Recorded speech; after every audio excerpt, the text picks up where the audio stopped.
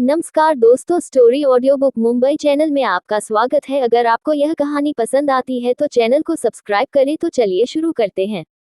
Car में दूसरी ओर अनाया और हर्षवर्धन जैसे ही कार में पहुंचे, वैसे ही हर्षवर्धन ने उसे पीछे की सीट पर दबा दिया और कार का पार्टीशन ऑन कर दिया। अनाया हर्षवर्धन के इस सडन एक्शन से थोड़ी सी चौंक गई। वो उसकी आंखों में देखते हुए प्यार से बोली, क्या हुआ? अभी तुम इतना गुस्से में क्यों हो? तो हर्षवर्धन उसे अपनी बाहों में कसते हुए दांत घिसकर गुस्से में बोला, बीवी, तुम उस सुल्तान के बारे में मुझे कुछ बताने वाली थी और तुमने मुझे यह भी नहीं बताया कि तुम्हारी सौतेली बहन ने तुम पर अटैक करवाया।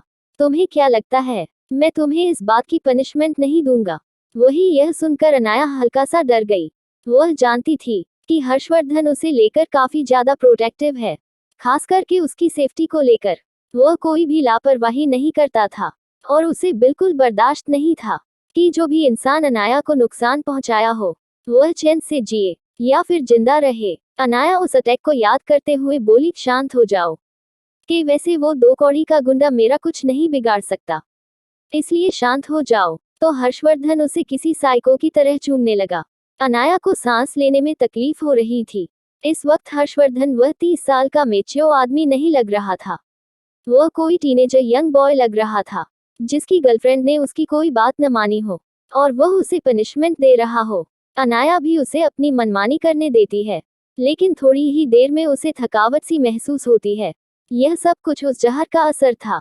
वह हर्षवर्धन के कंधे पर हल्का सा मारते हुए बोली, हर्ष, शांत हो जाओ, मुझे कमजोरी महसूस हो रही है। तुम्हें जितना भी गुस्सा निकालना है वह बाद में निकाल लेना। हर्षवर्धन भी उसकी कमजोर आवाज सुनकर समझ गया कि बात क्या है। उसे खुद पर भी गुस्सा आ रहा था कि वह इतनी नाजुक हालत में भी अनाया पर इस तरह से गुस्सा कैसे कर सकता है। उसे अपनी बाहों में कसकर प्यार से उसके माथे पर किस करते हुए उसे अपनी गहरी आंखों से देखने लगा, जैसे वह उसे दुनिया से छुपाना चाहता हो। तभी अनाया उसको वापस अपनी बाहों में करते हुए प्यार से बोली, हर्ष, इस तरह से गुस्सा करना अच्छी बात नहीं है। तुम्हारी बीवी इतनी भी कमजोर नहीं है कि 2-4 छोटे मोटे गुंडे उसे नुकसान पहुंचा सके। और रही बात सुल्तान की, तो मैं तुम्हें उसे बाद में खेलने की इजाजत दे दूंगी। अभी के लिए तुम बस उसके कानों तक यह बात पहुंचा दो कि जानवी ने उसके बच्चे को गिरा दिया और शायद उसके बाद उसके साथ निपटने के लिए हमें कुछ करना भी ना पड़े। वह सब कुछ वह खुद ही कर लेगा। वही उसकी शैतानी आइडिया सुनकर हर्षवर्धन ठहाका मारकर हंसने लगा। आज उसने अपनी बीवी की चालक खोपड़ी समझ ली थी। वह हमेशा ही लोगों को निपटने के लिए आलसी बनती थी। ज्यादातर वह लोगों को आपस में ही उलझा देती थी और खुद बाहर खड़ी होकर तमाशा देखती थी। उसे अपनी बीवी का यह नटखट अंदाज पसंद था। वह उसे अपनी बाहों में करते हुए प्यार से बोला, बीवी, तुम कुछ ज्यादा ही शैतानी कर रही हो। तुम्हें नहीं लगता कि तुम्हें खुद पर कंट्रोल रखना चाहिए और इतनी बदमाशी नहीं करनी चाहिए? हर्षवर्धन की बात सुनकर अनाया को भी हंसी आ गई।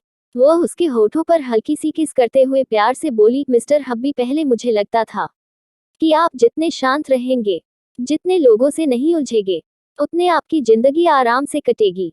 लेकिन वक्त की मार ने मुझे सिखा दिया कि अगर कोई आपकी ओर नजरें उठा कर देखे तो उसकी नजरें निकाल लो, और अगर कोई आपके बारे में बुरा सोचने की भी कोशिश करे तो उसका वजूद मिटा दो।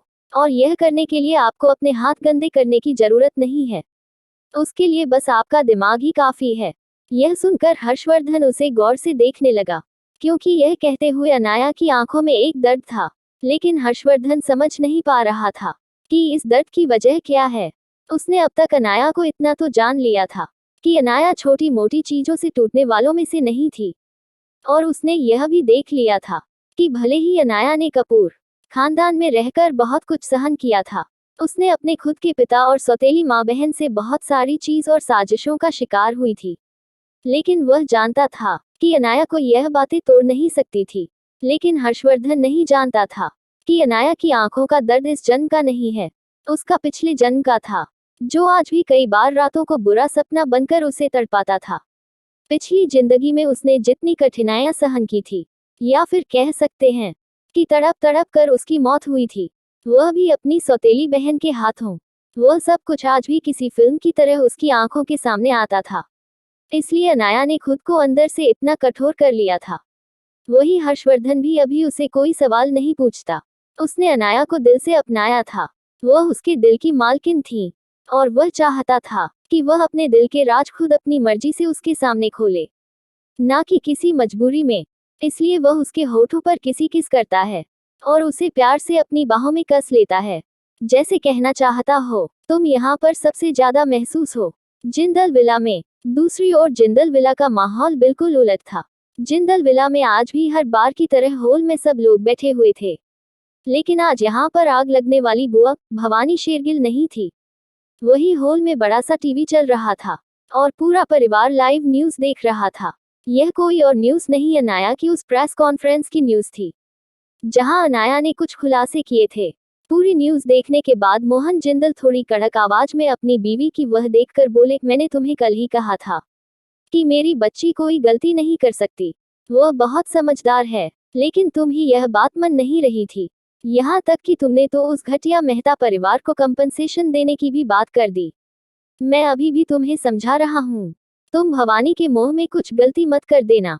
कहीं ऐसा ना हो कि मेरी बच्ची मुझसे नाराज हो जाए। इतना बोलकर वह नाराज होकर कमरे में चली गई। आज उसे अपनी बीवी पर बहुत ज्यादा गुस्सा आ रहा था। वह तो अच्छा था कि अनाया उस वक्त वहां मौजूद नहीं थी, वरना अरुणा जिंदल की बातें सुनकर वह कितनी मायूस हो जाती है। यही सोच सोचकर वह दुखी हो रहे थे, लेकिन भला अब उन्हें कौन समझाए कि वहां की सारी लाइव फुटेज अनाया पहले ही देख ली थी। और नाराज होने की बात तो दूसरी की, अनाया पहले ही नाराज हो चुकी थी।